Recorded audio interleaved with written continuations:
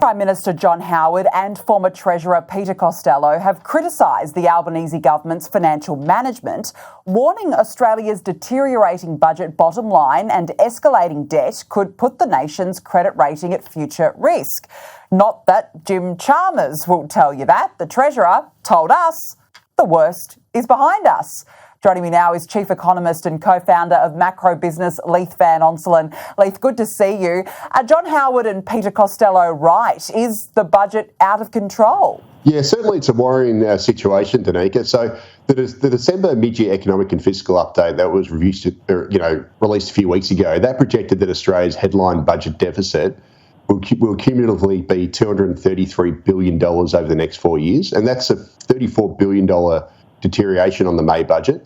And the federal budget's also projected to be in deficit for the next decade. So the key issue here, Danica, is that the federal government's locked in expensive expenditure programs like the NDIS, which is projected to roughly double in cost over the next decade, at the same time as the budget revenues projected to grow more slowly, mostly because of falling commodity prices. Now, it's important to recognise here that the Albanese government, when it came to office, it experienced unbelievable federal budget luck. So estimated budget revenues over the 4-year period were revised up by about $1/3 of $1 trillion when it came to office. And that was because of, mainly because of the Russia-Ukraine war, which massively lifted commodity prices. Obviously, we had record immigration, which boosted federal government personal income tax receipts. We also had high inflation, which lifted up bracket creep. The problem that Labor's got is that all these factors are now slowing, which means the federal budget revenues are going to slow going forward. And the other problem facing Labor is that this record government spending is the only thing that has kept Australia's economy afloat.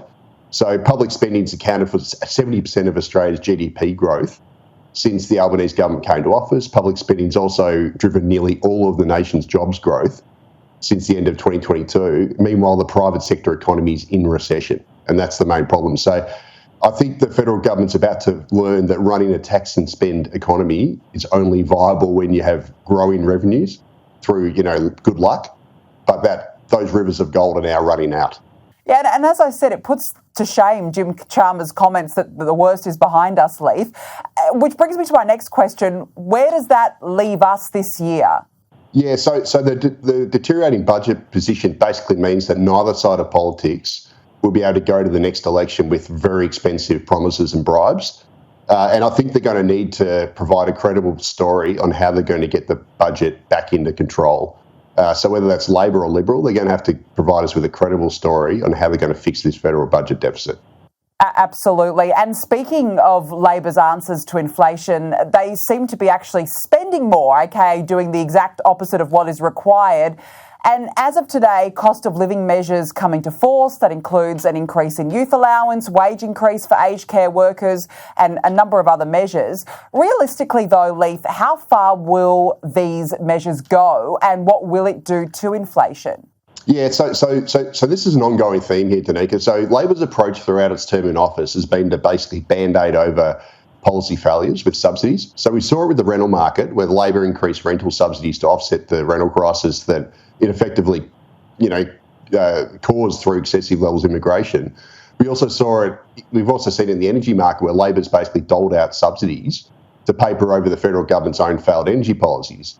So these subsidies that you're talking about are more of the same. Like all government spending, it'll be mildly inflationary.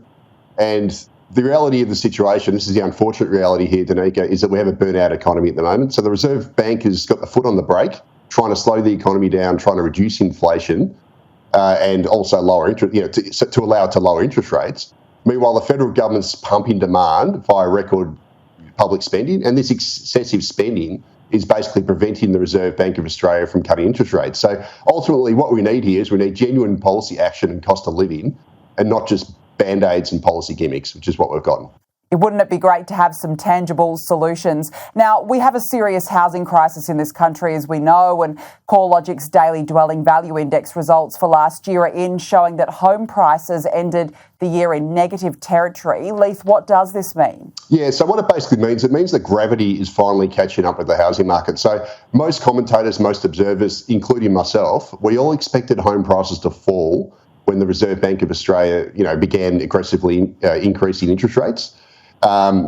which obviously makes property more expensive. So usually when the Reserve Bank hikes interest rates, you get falling home prices. But this time around was very weird in that house prices defied gravity and actually increased despite much higher interest rates. And the reason why they increased was due to this record net overseas migration, and we also had acute housing shortages.